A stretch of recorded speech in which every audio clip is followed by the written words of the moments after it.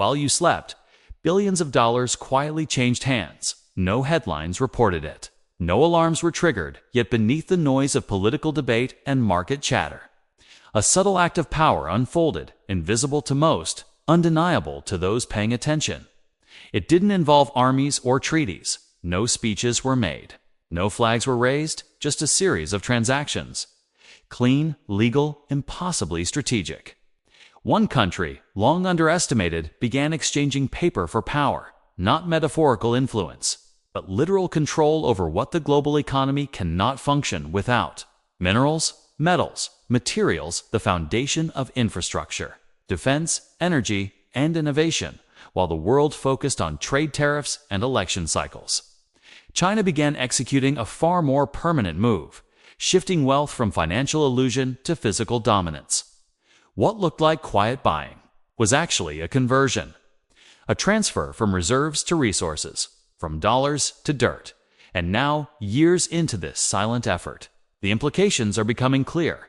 Control the materials and you control the world that depends on them. This is not a forecast, it's not a theory, it's happening. And the greatest wealth transfer of this century is already well underway. For years, the global narrative about China has revolved around one familiar idea. They make things, and they sell them cheap. China is the world's factory, they said, as if that was the whole story. But that was never the long game, while the West obsessed over trade deficits, intellectual property, and tariff policy. China quietly shifted focus from building products to securing what products are made from: the minerals, the metals, the materials, not headlines, not symbols, but the elements buried in the earth, without which modern economies cannot function. From copper to cobalt, lithium to rare earths, China has been stockpiling critical resources with a discipline that doesn't chase quarterly gains, but operates on strategic necessity, not in response to market trends, but guided by national policy, long-term planning, and the simple understanding that whoever controls the inputs will eventually control the outputs. This is not trade. It's infrastructure. It's not economic defense. It's offense, quiet, patient, and vastly underappreciated. While Western corporations looked for margin, China looked for leverage, what they could not produce at scale. They financed what they could not mine at home. They secured abroad through long-term contracts, ownership stakes, and policy-aligned capital. If this sounds abstract, consider this. Behind every green energy initiative, defense system, semiconductor, and advanced factory lies a handful of elements rarely discussed in public. Whoever controls them, even a piece of their supply chain, will control not just prices, but progress. China understands this with clarity. And while the rest of the world was negotiating trade deals, Beijing was quietly rewriting the architecture of global power. Over the past 2 decades, China has accumulated enormous reserves of US dollars, the byproduct of global trade and an export-heavy economy. But having all that paper was never the endgame. Dollars are useful until they're not, and China has shown little interest in holding them forever. Instead, it's been converting those reserves quietly, methodically, into something far more resilient. Physical resources: copper, lithium, cobalt, nickel, silver. Essential metals that fuel manufacturing, energy, defense, and advanced technology. These are not speculative assets. They're necessities, and while most nations treat raw materials as commodities to be purchased as needed, China has treated them as core infrastructure, something to be locked in early, in bulk, and at the base of entire industries. This is not opportunistic investing during price crashes. This is systematic stockpiling at scale through state-owned enterprises, long-term contracts, and strategic buying. China has secured mining rights and material flows across Africa, South America, Central Asia, and beyond. And what makes this move so profound is not just scale. It's what it replaces: every ton of copper purchased, every ounce of lithium acquired, is a unit of value shifted away from sovereign debt and into something that can't be printed. This is where economics becomes physics. This is where dollar liquidity surrenders to material reality. You can't manufacture innovation without these materials. You can't build green infrastructure. next-gen semiconductors, or even military deterrence without them. And that's the core insight Beijing has acted on. Paper holds influence only when others believe in it. Nickel, silver, lithium, these don't require belief. They work no matter what the market thinks.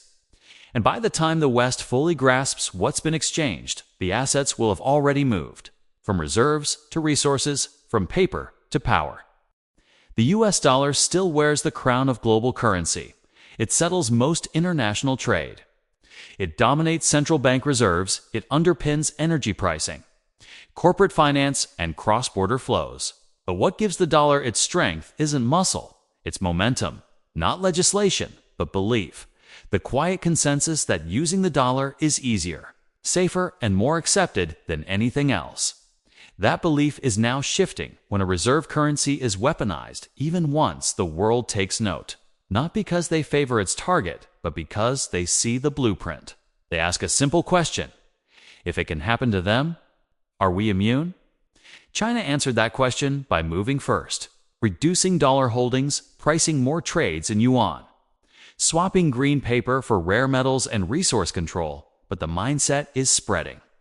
Nations with no political alignment to China are also diversifying, some into gold, some into regional currencies, some into bilateral agreements that bypass dollar systems entirely. And here's the quiet danger. This shift doesn't need to be loud to leave its mark, because reserve status isn't lost in a single moment. It erodes with each transaction settled outside the dollar, with each trade financed in another currency, with each contract written to exclude the assumption that the dollar is default. This isn't collapse. It's drift, and drift is harder to stop because it feels like nothing is happening.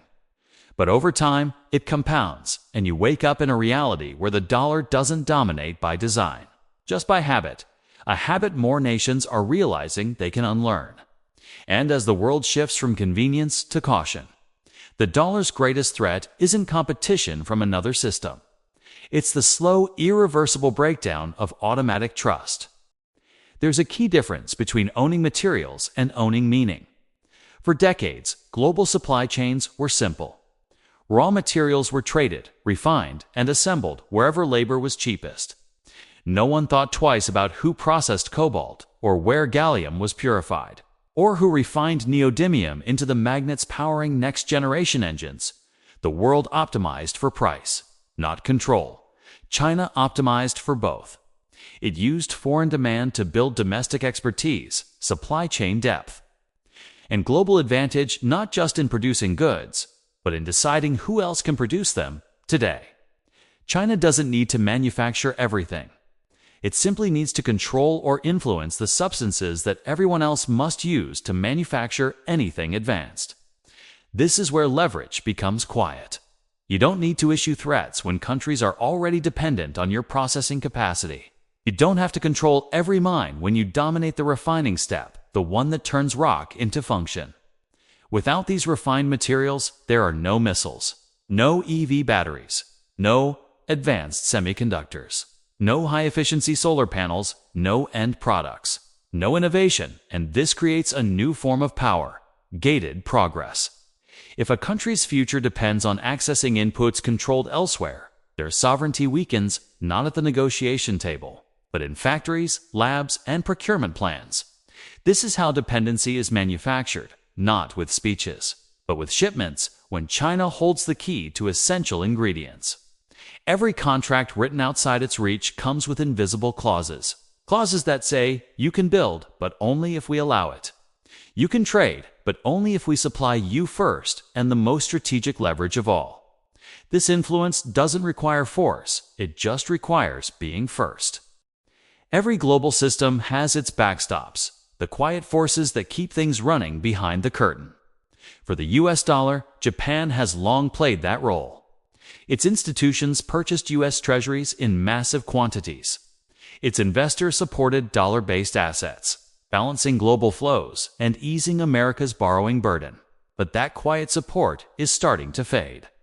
Faced with inflation, a weakening yen, and mounting internal pressure, Japan is being forced to lift interest rates slowly but unmistakably. And that changes everything, because as yields rise at home, Japanese capital has a reason to stay local. More importantly, the assets it once held abroad, U.S. bonds, denominated in a now relatively weaker dollar, have become candidates for liquidation.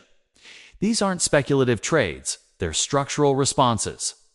Trillions of dollars in cross-border capital don't move all at once, but when they begin to shift even slightly, the system starts to feel it.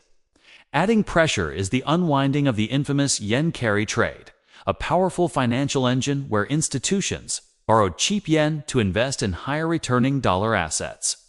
That machine relied on artificially low Japanese rates and a stable currency. Both are now breaking as capital flows reverse.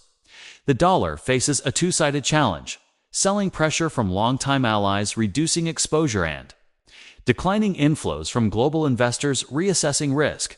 This is the kind of shift that doesn't show up on front pages.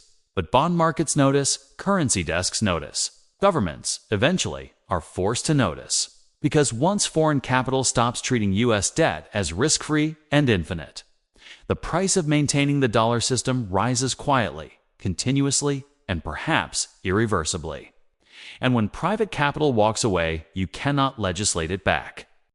For decades, the global economy ran on assumptions that the U.S. dollar would always be trusted, that financial dominance would outweigh industrial leverage, that allies would remain aligned, that supply chains would stay open, that holding paper, wealth, currency, bonds, contracts was safer than holding what those papers were meant to buy.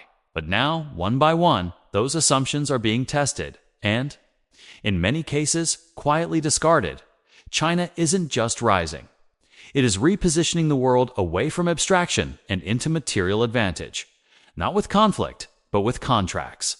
Not with speed, but with scale. By converting reserves into resources. By building control over inputs instead of waiting on exports. It's not just making things, it's shaping who else gets to make them. And as capital flows shift, as longtime bondholders reconsider their footing, and as resource ownership replaces financial modeling, the old architecture of global stability is beginning to crack. The markets haven't collapsed, but the floor is subtly shifting.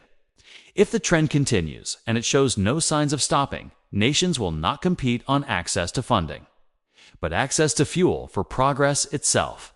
Dollars bought time, materials buy control. And in the future that's now unfolding, control may matter more.